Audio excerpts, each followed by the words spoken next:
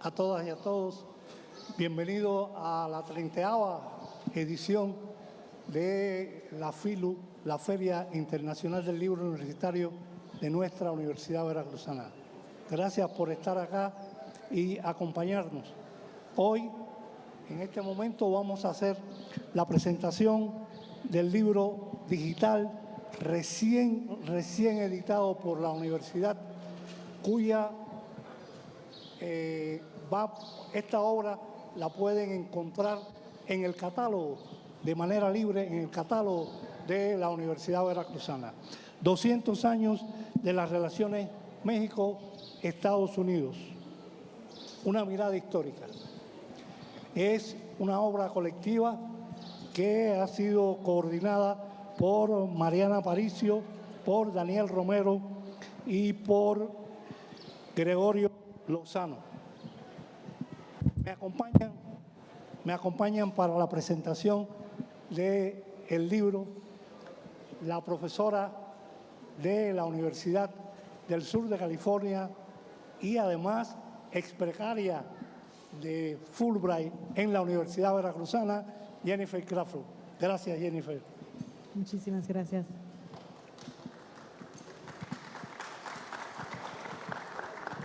Y nuestra especialista de la Dirección de Relaciones Internacionales y del Programa de Estudio América del Norte, Marely Miguel Rodríguez. Gracias, Marely.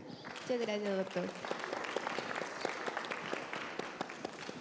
Este libro realmente es el resultado de una investigación interdisciplinaria, colectiva, donde se recorre todas las relaciones de los últimos 200 años, desde la independencia en 1821 hasta la segunda década del siglo XX.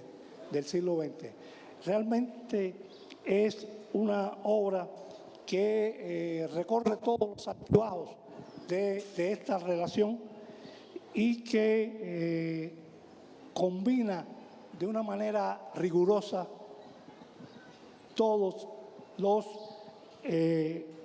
documentos sacados del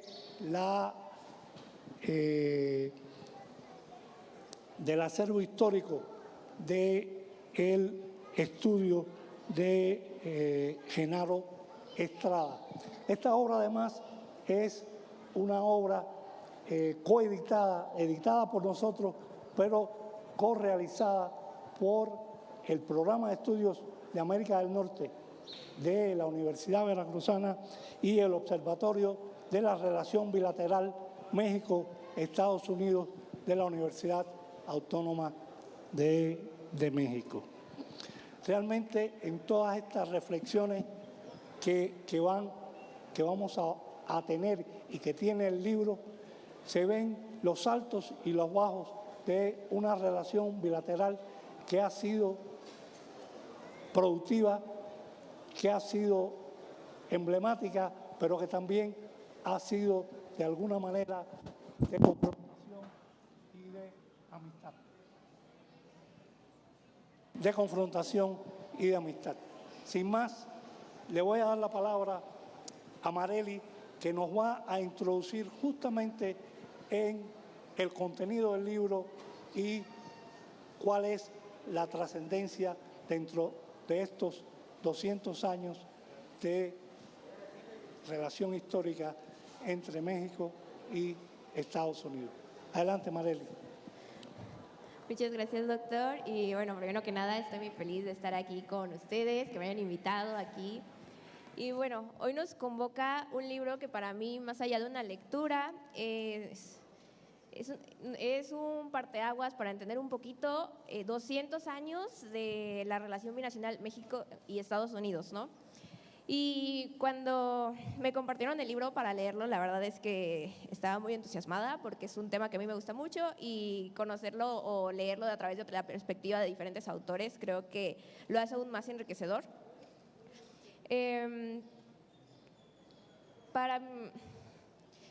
Creo que la relevancia del libro nos permite conocer o reafirmar lo que ya sabemos que es una historia digámoslo, urgente, a veces incómoda, ¿por qué no?, pero necesaria, ¿no? Y este libro está compuesto de 4 secciones bastante bien estructuradas, diría yo, en donde podemos ver desde los inicios fundacionales de las dos naciones hasta una parte ya de las complejidades contemporáneas que han regido las relaciones de estos dos países, ¿no?, México y Estados Unidos. En la primera sección, o adentrándonos un poquito al contenido del libro, la primera sección se llama Soberanía e Intereses, México y su lucha por reconocimiento. Y creo que aquí el título ya nos está indicando un poquito de qué va. Y a lo largo de estos, creo que son 3 capítulos, vemos un poquito cómo fue el inicio del México independiente, ¿no? A veces luego solemos leer o escuchar cómo fue la historia de manera interna, pero aquí nos permite ver cómo vivió México sus primeros años de soberanía desde una mirada internacional, ¿no? Por ejemplo, nos mencionan que en el momento en el que México ya es independiente, soberano, busca un reconocimiento constante de parte de las potencias internacionales, ¿no? Porque aquí veían muy como una amenaza sutil pero presente al final de cuentas, el hecho de que, bueno, ya no está España con nosotros, ya no somos de España, pero ¿qué pasa si otra potencia con ideas colonialistas se interesa en México, ¿no? Y es aquí donde mencionan el papel de Estados Unidos, porque para el momento en el que México se acababa de independizar, Estados Unidos ya tenía más o menos 40 años de independencia, entonces Estados Unidos estaba surgiendo como una nueva potencia en el continente americano. Entonces, para México significaba 2 cosas el papel de Estados Unidos. En primera, era un aliado para contener un poquito las ideas colonialistas de otras posibles potencias, pero también representaba un riesgo, ¿no? O sea, ¿qué pasa si Estados Unidos le dan también ideas de expandirse, de crecer su territorio y pues nosotros estamos aquí? Entonces, en este capítulo nos va relatando un poquito esa tensión que está presente para México en el, bueno, seamos amigos, vamos a firmar tratados, pero pues también vamos con cuidado, ¿no? Porque ¿qué pasa si en una de esas me gana, ¿no? Y es con esto que pasamos a la segunda sección del libro, que nos dice años y periodos de turbulencia, relaciones diplomáticas y consulares. Y aquí ya abordamos un poquito más la relación de México y Estados Unidos en un panorama un poco más complicado, ¿no? Ya no solamente es me acaban de fundar, soy México, me presento, sino que ya están buscando consolidar un poquito más estas relaciones. Por ejemplo, aquí surge una figura muy, muy importante, un ministro plenipotenciario, Joel Robert Poinsett, que fue clave en todo el proceso de México y Estados Unidos, en la política interna de México, pues fue quien también permitió que se le reconociera a México en el extranjero, que limitar un poquito este miedo constante que tenía México durante sus primeros años de que alguien más lo colonizara, pero también fue parteaguas para que Estados Unidos lograra este cometido expansionista, ¿no? Entonces, creo que también en esta sección algo que me gusta mucho es que profundizan bastante sobre el papel de este personaje, no solamente en lo que hizo con México, porque también menciona una que otra participación en Latinoamérica, entonces creo que es bastante enriquecedora. Y bueno, también en esta misma sección, por ejemplo, nos mencionan como que se llegó a eso que tanto temía México, ¿no? El tema de perder territorio y cómo fue que se vivió en una parte un poco más en la perspectiva internacional, ¿no? O diplomática. Por ejemplo, en este caso, el personaje que ya les venía contando, Robert Poinsett,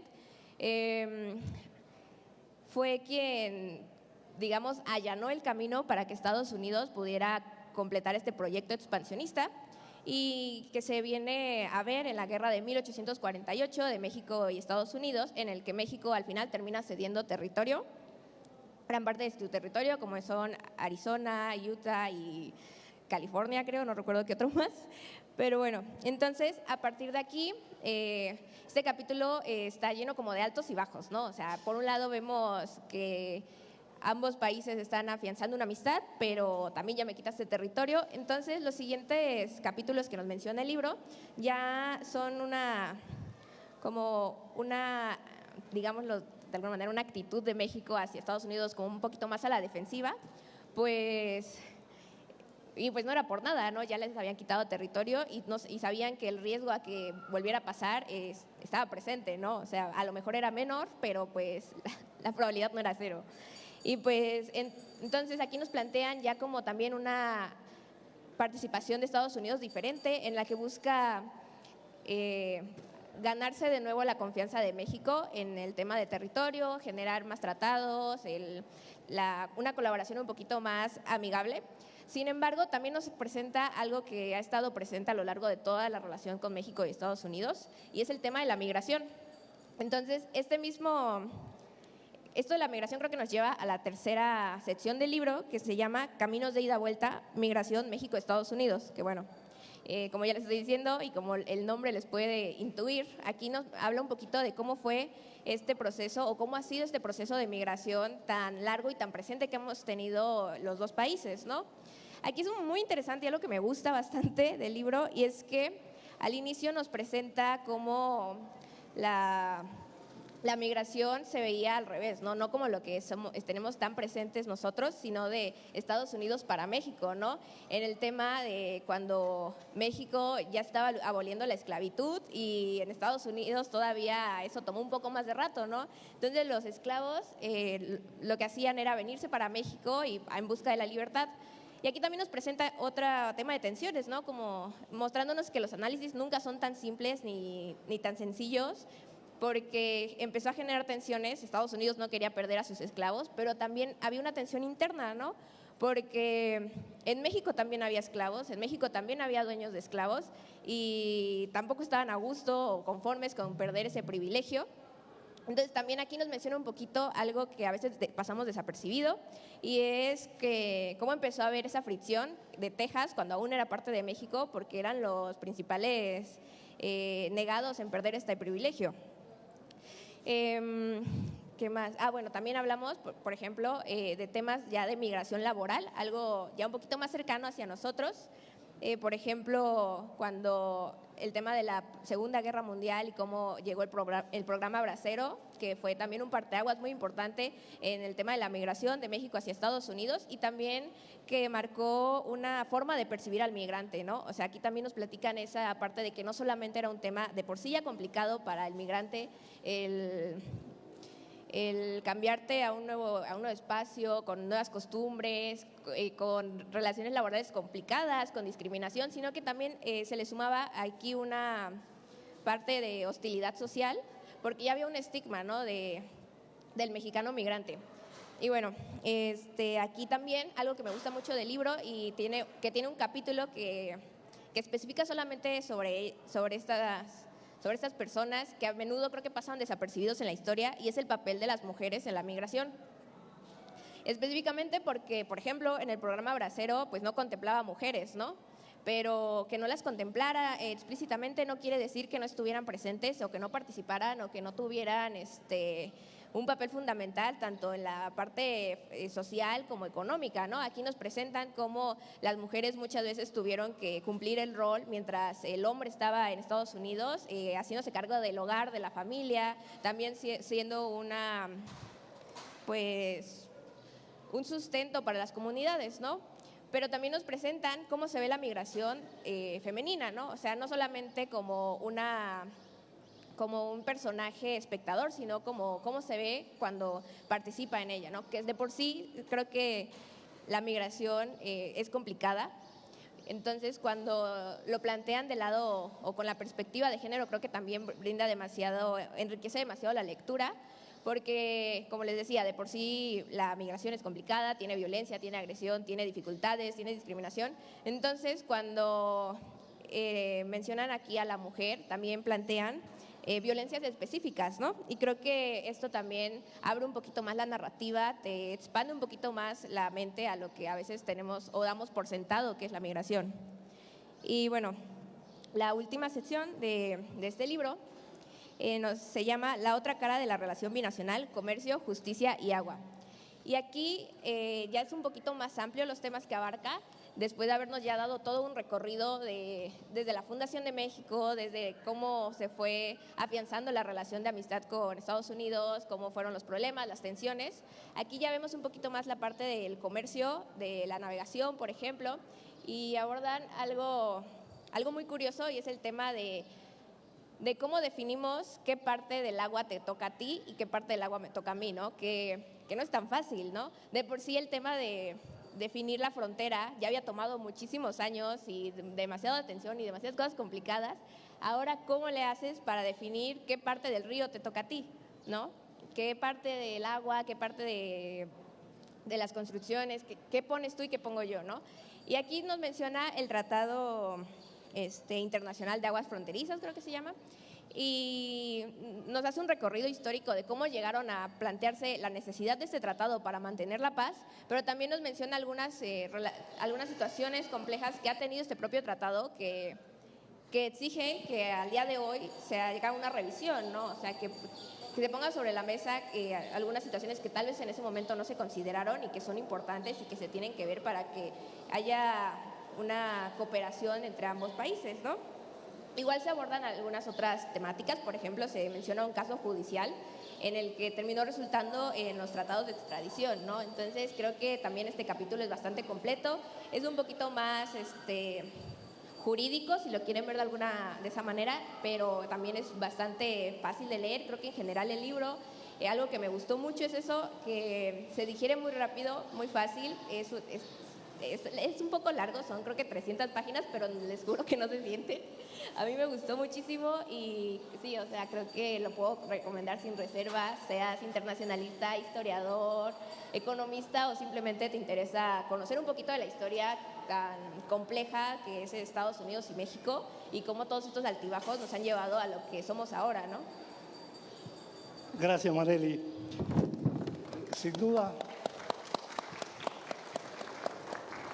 el libro combina una rigurosa análisis documental que, como dije, sale del acervo del archivo histórico de Genaro Estrada, con reflexiones de los autores que nos llevan a esta historia de 200 años. Ahora, una historia de 200 años también abre puertas, porque para saber y vivir el presente tenemos que conocer el pasado, pero este presente nos lleva a un futuro. Entonces, Jennifer, yo quisiera que un poco tú nos hablaras de cómo esta historia nos lleva a la situación actual de relaciones entre México y Estados Unidos. Muy buenas tardes a todos y a todas. Y agradezco sinceramente a la Universidad Veracruzana, al comité organizador de la FILU, al equipo de Acervo Histórico Diplomático por esa invitación a reflexionar colectivamente con los doctores Marely y el doctor Mario. Muchísimas gracias. Bueno, yo creo a un tema crucial para nuestro presente compartido, es lo esencial. O sea, la historia es fundamental para informar nuestra vista de cómo vamos a entender este momento muy complicado en que estamos viviendo. Hoy me propongo dialogar a partir de este excelente libro, 200 años de relaciones México-Estados Unidos, por dos puntos claves, yo creo. Que la historia es indispensable para entender la complejidad del vínculo actual entre México y los Estados Unidos. Y segundo, y más allá de los gobiernos, las relaciones binacionales se sostienen en las redes humanas, lingüísticas, familiares y educativas que conectan a millones de personas a ambos lados de la frontera, muchos que están aquí ahorita. Bueno, en el primer punto, ¿cómo señalan? Discúlpeme por mi mal nivel de español, si se puede aguantar, gracias. Como señalan los autores y autoras de la introducción del libro, la obra colectiva resulta crucial para comprender el vínculo actual entre México y los Estados Unidos. Han escrito el doctor Daniel, que está aquí con nosotros. Este volumen muestra cómo la relación ha estado atravesada por desigualdades históricas, pero también por estrategias diplomáticas. O sea, luchas sociales, momentos de convergencia. Un ejemplo temprano lo vemos en el capítulo, disculpe, gracias. Mira este apoyo, esta red de apoyo entre naciones. El capítulo de Gregorio Lozano sobre el Imperio Mexicano. Él anota, el Imperio Mexicano buscó negociar desde el inicio con Estados Unidos para consolidar su soberanía, pero encontró una diplomacia condicionada. O sea, aún en esos primeros momentos, México no fue un actor pasivo. O sea, como muestra Eliel Campuzano, la diplomacia consular mexicana permitió proteger a sus ciudadanos en el exterior como parte de una estrategia de soberanía social transfronteriza. O sea, es un tema actual, la soberanía de los mexicanos en ambos lados de la frontera. Es súper importante entender las sutiles formas que han reaccionado, que han dado su agencia en frente de fuerzas que se intentan limitar un diálogo y la agencia de ciudadanos de ambos lados.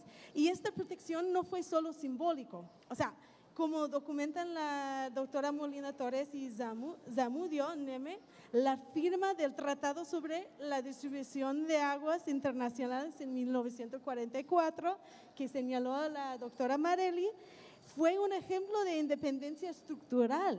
O sea, se escribe que la negociación del Tratado de Aguas representó una parteaguas que permitió institucionalizar la cooperación transfronteriza en torno de los recursos vitales, y tenemos muchos recursos vitales todavía para negociar. Este episodio nos recuerda una cosa muy importante, que el presente está moldeado por compromisos históricos que van más allá del conflicto. El conflicto es presente, obvio, pero también hay una historia compartida de necesidad mutua y todavía estamos con esa necesidad mutua. La segunda punto que quería subrayar de cómo nos informa un visto crítica a estos desafíos de este momento es más allá de los gobiernos. O sea, se puede ver en las redes sociales el bilinguismo y la identidad, que son los conceptos que trabajo yo. Cuando desplazamos la mirada de las capitales y a las comunidades, vemos una historia vibrante de personas que cruzaron, habitaron, resistieron y cuidaron la frontera. Y eso es lo importante, que no perdimos esto de la vista. Y desde la historia de México, que ha escrito este libro, desde los últimos 200 años, México ofrecía refugio a quienes huyen de la esclavitud en los Estados Unidos, como la doctora Marelli nos señaló. Como explica el doctor Jiménez Moreno en el 9º capítulo del libro, el escape hacia México fue una forma de liberación frente a un sistema racial y económico opresivo. O sea, tenemos personas ahorita que estamos siguiendo en los Estados Unidos, tenemos un índice creciente de migrantes de retorno que están apoyando toda la gente en la UV, en el PAMIR, que está apoyando a los 800 alumnos de migrantes que son migrantes de retorno aquí en la Universidad Veracruzana. Esto es una historia actual. O sea, y durante más 100 años atrás, casi terminando, las redes consulares funcionaron como espacios de protección laboral y comunitaria. O sea, como escribe el doctor Lozano Contreras en el 7º capítulo, los consulados mexicanos actuaron como gestores de protección a trabajadores mexicanos, y estas redes no solo protegían derechos laborales, que eran muy importantes, pero también afirmaban vínculos sociales y lingüísticos entre México y su diáspora. Así lo muestra el caso del consulado en Salt Lake City.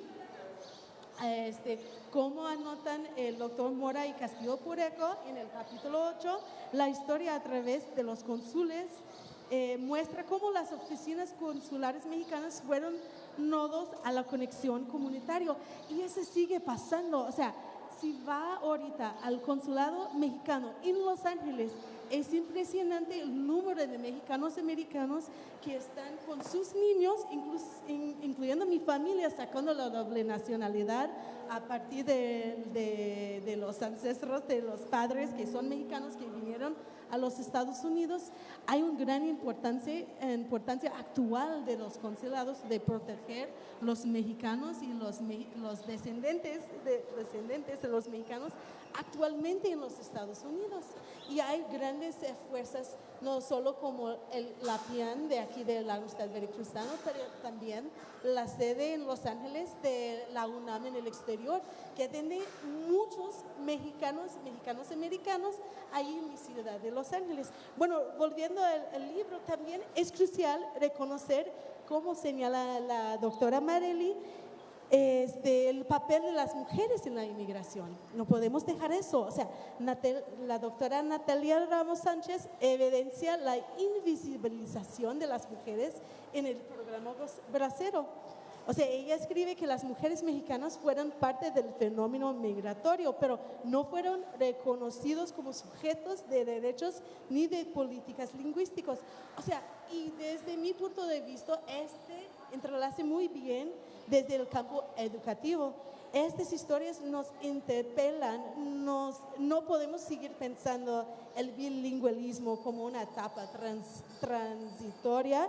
Debemos afirmarlo como patrimonio cultural, como identidad en la resistencia. Por eso en el aula enseñar una lengua no puede reducirse a enseñar gramática o pronunciación. Enseñar una lengua es también enseñar pertenencia, agencia y derecho a ser escuchado en la propia voz. Las movilizaciones estudiantiles chicanas en el 1978 reclamaron justamente eso. Ahí en Los Ángeles, en mi ciudad, la verdad como 300 metros de mi casa, ellos, los estudiantes, dijeron textbooks, curriculum will be developed to show Mexican and Mexican-American contributions to U.S. society. O sea, quiere decir, estas demandas siguen vigentes. O sea, hoy la justicia lingüística implica reconocer que las lenguas de las comunidades migrantes, el español, el mixteco, el zapoteco, son también lenguas de conocimiento, de cultura, de ciudadanía. O sea, es importante reconocer esas historias compartidas que tenemos. Ya terminando, y esto no solo lo han exigido los movimientos sociales, también ha sido parte del posicionamiento diplomático mexicano, como en la 8ª Conferencia Panamericana en 1938, el tema migratorio fue abordado como fenómeno regional, reconociendo los vínculos familiares y laborales transfronterizos.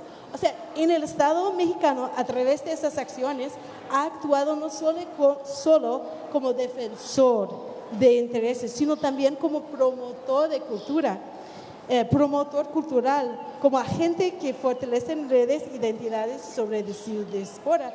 Entonces, en cerrar, el doctor Mario me puso una pregunta antes de la ponencia. Me dijo, ¿y qué tal que está pasando en la Universidad Harvard?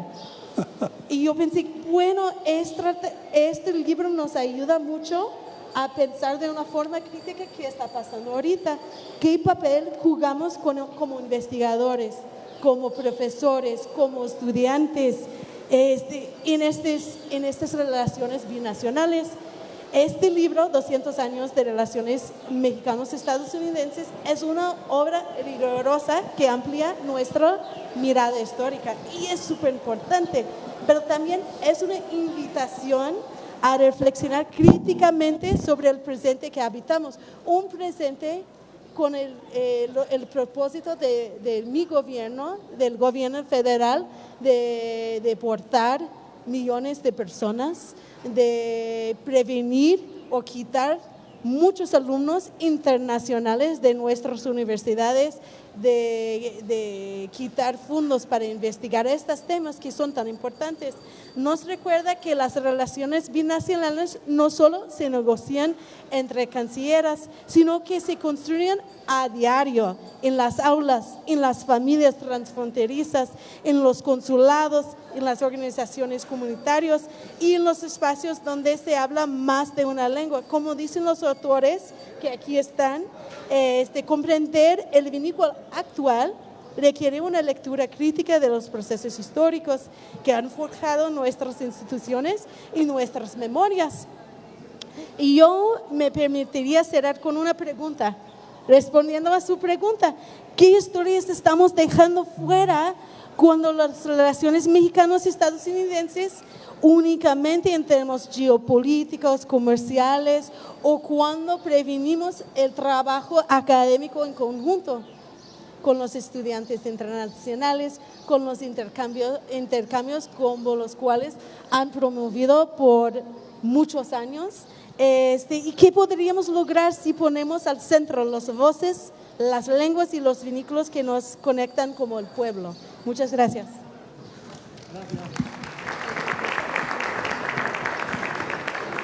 Gracias, Jennifer. Dándole un poco de continuidad a esta última parte de lo de Jennifer, pienso, la internacionalización en la educación superior tiene unos 30 años, nace con la globalización y hemos venido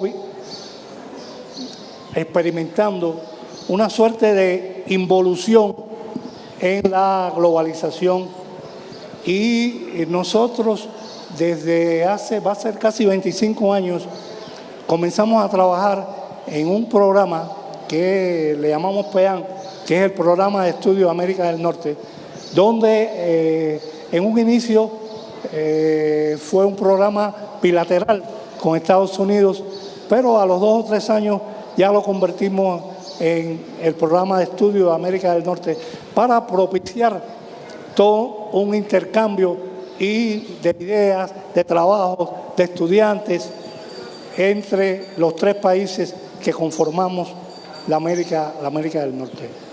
Este programa tiene varios objetivos dentro de la Universidad Veracruzana y sus relaciones con otras universidades.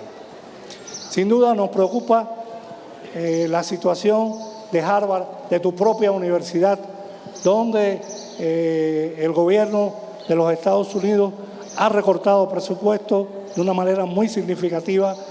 Lo último que hizo esta semana fue prohibir a Harvard inscribir estudiantes extranjeros. La tercera parte de los estudiantes de Harvard son estudiantes extranjeros. Y realmente nadie en una universidad concibe a Harvard sin estudiantes extranjeros. En esto el PEAN realmente ha jugado un papel fundamental en la Universidad Veracruzana. Y como tenemos aquí un especialista que trabaja en el PEAN, le quiero preguntar a Marely cómo se desarrolla el PEAN, cómo ves dentro del PEAN este problema de las relaciones con las posibles relaciones con algunas universidades norteamericanas en el actual gobierno del señor Trump. Bueno, doctor, respondiendo un poquito a su pregunta. Bueno, primero, el PEAN se desarrolla como muchos cursos, muchas líneas de investigación que van de la mano con lo que sucede con América del Norte, ¿no? Con Estados Unidos, con Canadá. Entonces, muchas veces dentro del PEAN tenemos la posibilidad de invitar a diplomáticos, especialistas de América del Norte, especialistas en Estados Unidos, especialistas en Canadá. Y el hecho de que cada vez se vayan cerrando un poquito más las puertas, pues complica que sigamos fortaleciendo estas relaciones, ¿no? También en el tema de movilidad, ¿no? De internacionalización. ¿Cómo ¿Cómo le hacemos para mandar estudiantes si ya no nos dejan, ¿no? ¿Cómo le hacemos para que estudiantes de Estados Unidos puedan venir a la Universidad Veracruzana, puedan conocer un poquito, abrir un poquito la perspectiva que puedan conocer ellos allá de parte de la historia o del tema que estén estudiando o investigando, ¿no? Entonces, sí, creo que es un reto bastante fuerte para el PEAN y para la Universidad Veracruzana el intentar alinearse un poquito a la parte de internacionalización, pero respondiendo a todos los bloqueos o los retos que están surgiendo, ¿no? Entonces, sí, creo que es algo que tomará también en nuestra parte el refinir algunas cosas, refinir algunos temas que solemos trabajar en el PEAN o en movilidad, pero pues esperemos todo salga o se logre acomodar para que no perdamos esta visión internacionalista y de internacionalización solidaria que hemos venido manejando y trabajando, ¿no? Gracias, Marely. Cuando inicié, no importa. Gracias. Cuando inicié dije que Jennifer era académica o es académica de la Universidad del Sur de California, pero que también había sido ex becaria Fulbright en nuestra universidad. William Fulbright fue un destacado hombre progresista, liberal, estadounidense, que con la culminación de la Segunda Guerra Mundial planteó que Estados Unidos debía tener intercambios con todo el mundo justamente para poder aminorar todos los resultados que lamentablemente había tenido la Segunda Guerra Mundial. Y se crearon unas becas de la cual hemos tenido varios que han disfrutado esa beca acá con financiamiento tanto de Estados Unidos como de la universidad que recibe. García Robles fue un hombre mexicano, progresista, idealista también, que a partir de la Segunda Guerra Mundial también, después del lanzamiento de las bombas de Hiroshima y Nagasaki, propició un tratado que se ha llamado el Tratado de Tlatelolco, donde se propiciaba o se sentó que todos los países latinoamericanos no iban a proliferar ni a permitir en su territorio tener bombas nucleares. Esto lo llevó, entre otras muchas obras de él, a tener el Premio Nobel de la Paz. Y realmente se han conjugado las becas Fulbright con las becas García Robles y tenemos en México las becas Fulbright García Robles. Con esta introducción y habiendo sido tú becaria Fulbright, ¿qué nos puedes decir hoy al respecto? Bueno, lo que entendió los grandes líderes del Fulbright y de García Robles es el papel fundamental de la educación, del libro, del conocimiento compartido. Y es triste, pero en este momento estamos viviendo los académicos, los universitarios, los estudiantes en los Estados Unidos un ataque contra estas ideas de que el pueblo debería ser educado, un ataque contra los estudios, las investigaciones, contra los estudiantes. La verdad es un ataque contra la cuestión fundamental del pueblo soberano, de la soberanía. Se apoya con educación, con la universidad, con las escuelas públicas, y esto es lo que está siendo atacado. O sea, recientemente no solo mis alumnos internacionales allá en los Estados Unidos están siendo expulsados También vimos un momento en cuanto las investigaciones de todos tipos están siendo cerrados. Por ejemplo, hablé recientemente con unas colegas que son investigadores que trabajan con el hospital universitario. Había un estudio muy largo de muchos años que estaba intentando entender cómo se puede regenerar el piel de las víctimas graves de quemaduras. Se ayudan con los niños y todo. Ha sido muchos años y uno de los líderes en esta área. Bueno, el gobierno federal quitó el dinero porque de este estudio, se cortó este estudio. ¿Por qué? No porque no había víctimas de quemaduras, no porque los niños no necesitaban todavía el tratamiento, pero porque en este estudio se trataba de entender cómo las diferentes etnias, los diferentes colores de piel se fueron afectando las diferentes terapias. O sea, solamente decir, no, tenemos niños y personas que están tratados, que son de diferentes etnias, razas, colores, vamos a cortar los fondos.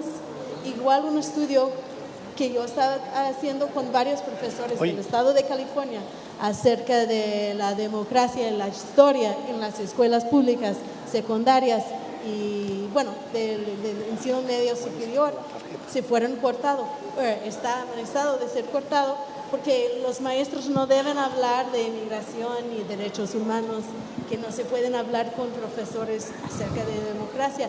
O sea, es un ataque en la soberanía del pueblo. O sea, es una falta de habilidad de comunicar nuestras historias, nuestro conocimiento. Por eso es muy importante no desrespetar la memoria de estos dos gran líderes, gran hombres, porque realmente yo creo en la soberanía del pueblo, el poder del pueblo se encuentran en libros, se encuentran en educación, se encuentran en diálogo, que necesitamos apoyar. Gracias a Dios la Universidad Veracruzana sigue apoyándolos y vamos a seguir con esta internalización, aunque sea más difícil. Seguro que sí. Miren, se me había pasado decirles si alguien de las personas que están quiere hacer alguna pregunta, por ahí reparten unas tarjetitas, hacen la pregunta en la tarjetita y nos las hacen llegar.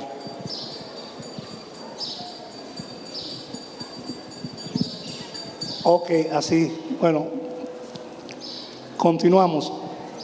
Miren, realmente esto que acaba de decir Jennifer es algo que va incluso en contra del concepto de universidad.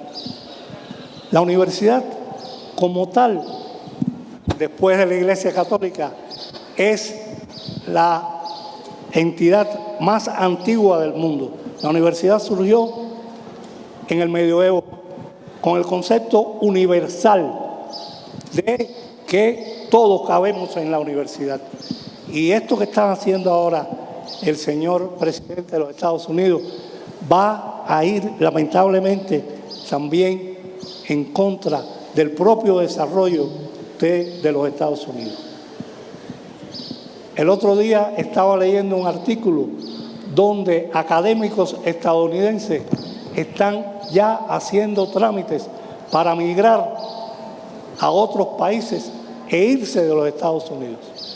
Es algo totalmente absurdo que nosotros desde la universidad, como dice Jennifer, seguiremos tratando de continuar todos los trabajos y la estrategia de internacionalización y poniendo de nuestro presupuesto para poder continuar con intercambio con las universidades de Estados Unidos, con las cuales tenemos muchos convenios con un número importante de universidades norteamericanas. Con algunas tenemos doble titulación, es decir, un estudiante puede de Estados Unidos titularse acá y un estudiante y allá, y un estudiante nuestro puede titularse aquí y titularse allá, que le da un valor agregado muy fuerte al trabajo docente de la universidad.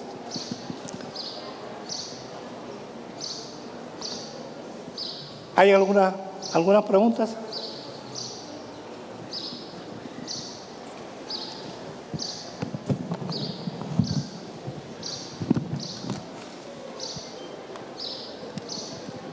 Ahí van. Sí, porque ya estamos casi llegando al tiempo. Gracias.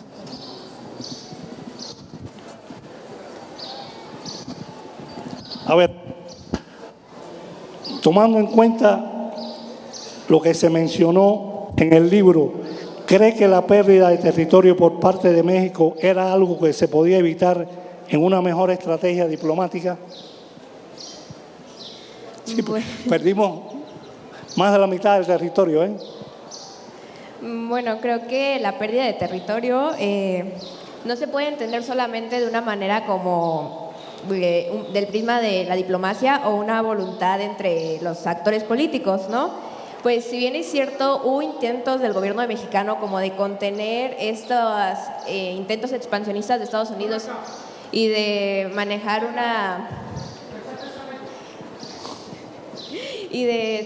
una relación más cordial con Estados Unidos, como fue a través de la firma de diversos tratados, de acuerdos, o de el intentar establecer los mapas fronterizos para intentar así como canalizar un poquito este deseo expansionista.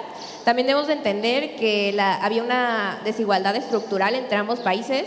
Por su parte teníamos a México recién independizado, aún con diversas disputas dentro del territorio, con instituciones frágiles, y por otro lado teníamos Estados Unidos ya con 40 años de independencia, con instituciones más sólidas y con un proyecto bastante bien establecido para ellos. Pues hay que tener en cuenta, por ejemplo, que ellos tenían lo del destino manifiesto, ¿no? Entonces, creo que las acciones que tomó México, por más que intentaron limitar estas intenciones, creo que la desigualdad que había en ese momento no era como posible que se manejara como de una mejor manera. No fue un tema simplemente de que decidieron ceder el territorio por ceder el territorio o por no pelear, sino que no había los suficientes recursos ni financieros ni humanos para poder contener a una potencia que cada vez iba creciendo más y más, ¿no?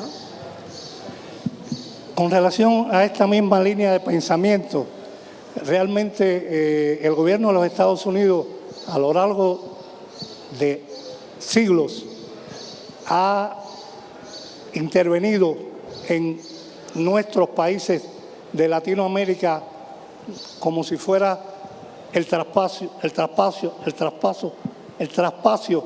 de los Estados Unidos.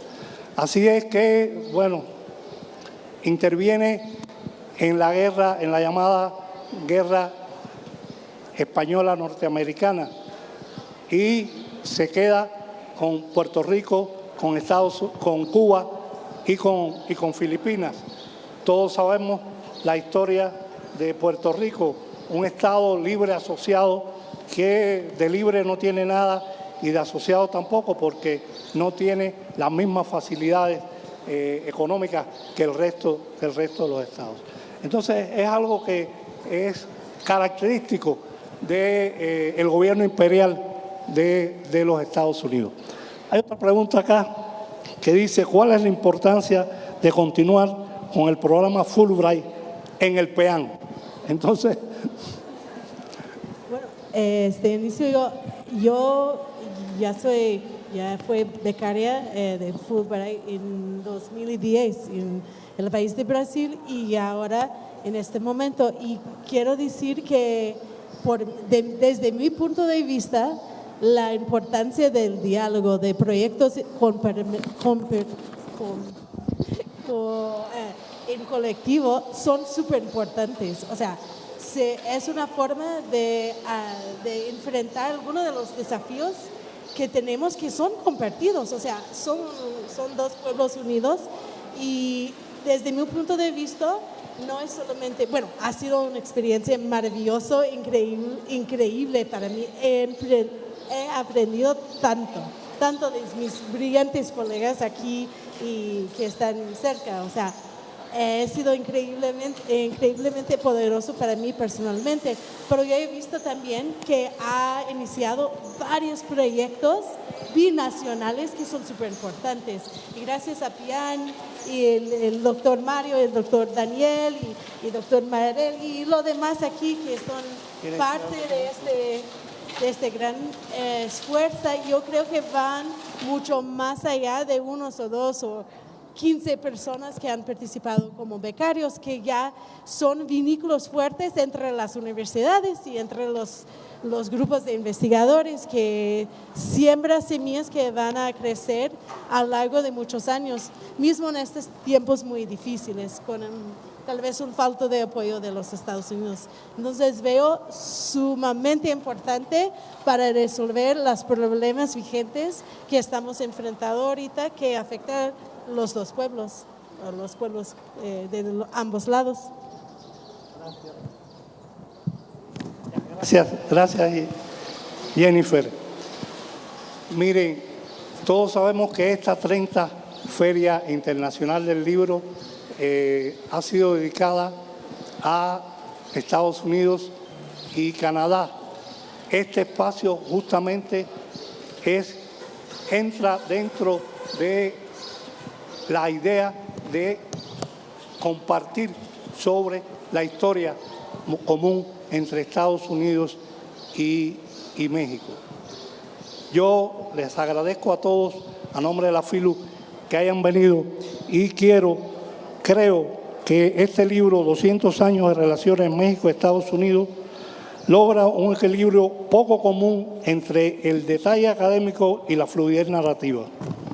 Al reorganizar fuentes dispersas, testimonios personales, tratados oficiales, plantea la relación bilateral no es unívoca ni lineal, sino es un entramado de tensiones, de solidaridad, de renegociaciones constantes.